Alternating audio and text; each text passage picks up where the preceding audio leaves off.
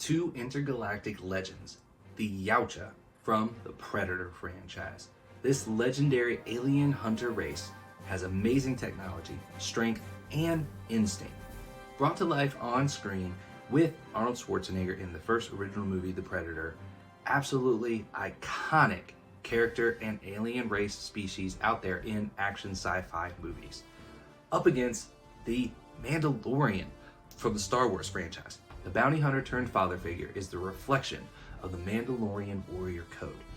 This bounty hunter is intimidating in the Star Wars franchise, has created 3 different seasons now, and has a movie coming out soon. Absolutely iconic figure, and we can't wait to see what happens in the movie. Now, looking at these two, they are hunters in different capacity. One is a bounty hunter, one is a traditional hunter that goes for big game. How would these two hunters fare hunting each other? That's what we break down today's video. Thank you guys for tuning in, and let's go ahead and get into it. Hey guys, if you do like the content, if you enjoy this video, hit the like button and subscribe to the channel. That way you'll know when our next versus video comes out. We appreciate you guys checking out the content, but you don't go out to a restaurant and eat without paying. You don't check out our videos without hitting that like or subscribe button. Thank you guys so much, really appreciate it, and we'll get back to the video. Alright, jumping into the analysis, guys, on these two iconic characters. We're talking about small arms. And first off is the Yautja with his plasma caster. The plasma caster, we have seen different iterations of this weapon brought to the screen throughout multiple films here. We are going to focus on the original concept that Arnold Schwarzenegger went up against himself in the original Predator film. Recent lore has said that there is a 10-round capacity in this weapon. That's what we are going to go with from an analyst standpoint, 10-round capacity. And this weapon is devastating. It can shoot through pretty much anything we have seen in the Predator franchise. This has shot straight through a human being, blasted through someone's head. It really changes based on the amount of damage that's being done. And I think this is something that can be adjusted within the weapon. If you look at it, it makes a huge hole into one human being, but another one just goes through his head. So different levels of impact that we see from this weapon, but it is iconic and it is something that hardly ever misses. Now, the Mandalorian, he brings in the IB-94 blaster pistol. It's unclear the number of shots before reload, but for most blasters in the Star Wars universe, similar to this capacity, it would probably be around 100.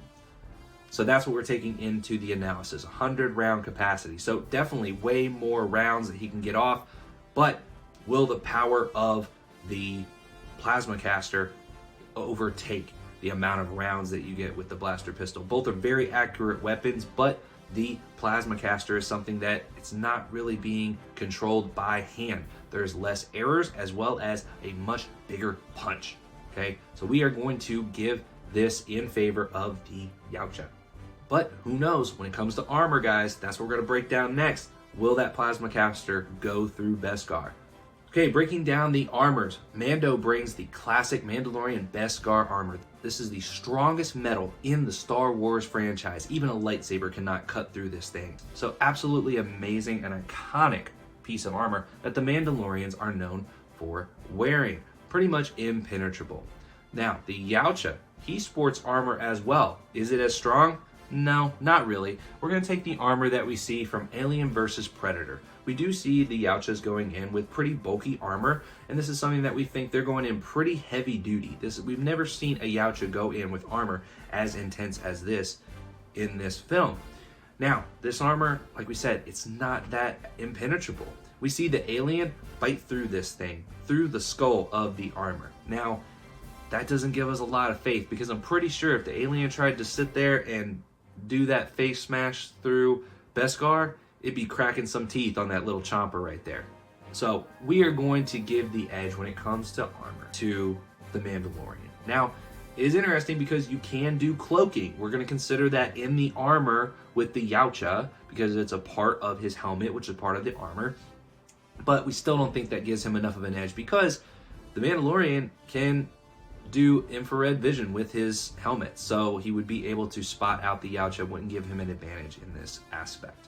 Next up, guys, we are talking about close quarters combat. Now, both of these two get into close quarters combat quite a bit in their franchises, okay? I think that this would probably boil down to some close quarters combat in most of the scenarios that we run. So what are we going to look at here? What are they bringing into the field?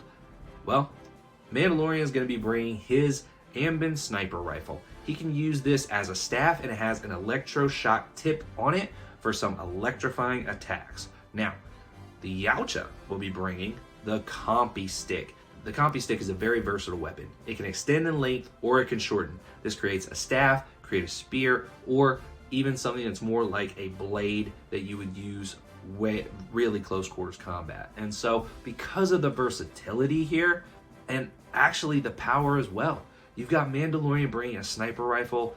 It's a standard rifle, and that Combi stick with enough force from a Yautja probably would break the weapon. Now, it's not a huge landslide, and we'll get into that in the verdicts here, but we're going to have to give this in favor of the Yautja. And the last thing that we're going to break down, guys, is the X Factor. The X Factor for these two is going to be really, really fun because for the Yautja, he is bringing the Smart Disc. This is something that he throws like a frisbee, and it has went through anything and everything that we've seen in the Predator universe. Does that mean it would go through Beskar? We don't know. We're going to tell you that in a little bit. But this Smart Disc, like we said, can cut through pretty much anything. It is thrown like a frisbee, is very compact, and the Yautja keeps it on him at all times on his person. So it's not adding extra weight, gives him that same mobility that he usually has. Really iconic weapon for him. Mandalorian is bringing in the Whistling Birds. This made a huge impact in our Versus series with Mandalorian and Master Chief. If you haven't seen that, go check out the verdict in our other video. The Whistling Birds is an iconic weapon for him. It shoots out and basically devastates anyone in the area. These are multiple piercing rounds that shoot into your enemies all around you at one time. It is a game changer, and so we're going to take both of these into action for the X Factors. And when looking at it, we're going to give the edge to the Whistling Birds. This is something that you don't have to pull out, you don't have to throw it. The action to do it is subtle and quick, and this would be something that the Yautja would not see coming. Now, looking at the scores and breaking them down, guys, we're looking at small arms, taking these two weapons into account.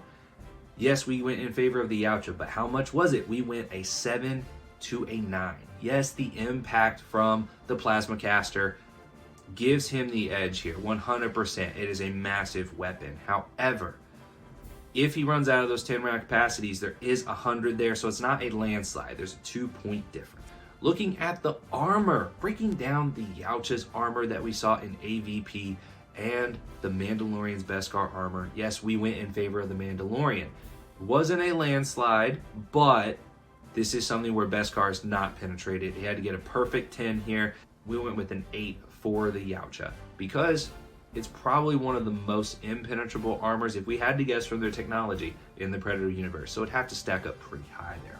Looking at close quarters, guys, when we're breaking this down, the Mandalorian's Amban sniper rifle, yeah, we did go in favor of the Yautja with the Combi stick, but it wasn't a massive landslide. This was actually our closest of any of them, with a 1-point advantage for the Yautja. And the reason that we went with this is because you look at the Combi stick, it is going to break through that sniper rifle. If he hits it hard enough, it will break the weapon. Now, would the Mandalorian still be able to use the electric charge from the Amban sniper rifle? Probably to some extent, but at the same time, is it gonna really stop the Yautja? Probably not. We just don't see that happening. So there is an electric charge that makes it a little bit closer, bumps it up, but it is a 7 to 8 in favor of the Yautja. And lastly is the X Factors, bringing those into account. We have the Whistling Birds. If you haven't seen the video with Mandalorian and Master Chief, you would see there it was a 10 that it added for him. And the Smart Disc, we are adding an 8 for the Yautja. Yes, this is an amazing weapon. It is really, really cool on screen, but it does take time to throw. It does have errors that you can make because you're physically throwing it with your hand. The Whistling Birds are automatic, they're precise, and we have to go in favor of them in our opinion here. Looking at it, if you guys look to tally up the scores, this gives the Mandalorian the win. Yes, Grogu would be super excited because his daddy is coming home to him, because the Yautja would be defeated. 34 to 33, our closest versus so far in our series. Let us know what you guys think of the video. Should the Yautja have won here? Should the Mandalorian have won? Ultimately, in our opinion, if this was a hunt for random prey, we probably would have went with the Yautja.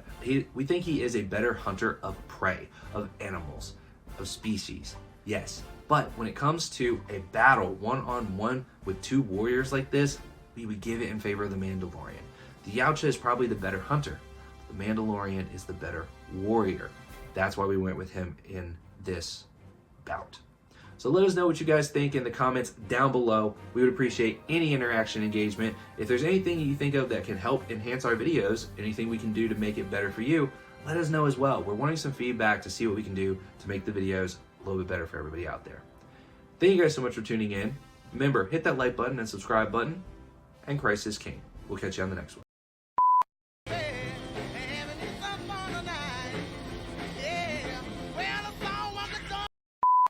I can bring you in warm, or I can bring you in cold. You one ugly motherfucker. Turned father figure in the perfect the bounty hunter turned father figure in the perfect, and how much of an impact this makes to the Yautja. He brings the plasma designs that we have seen throughout different iterations but there's probably a minimum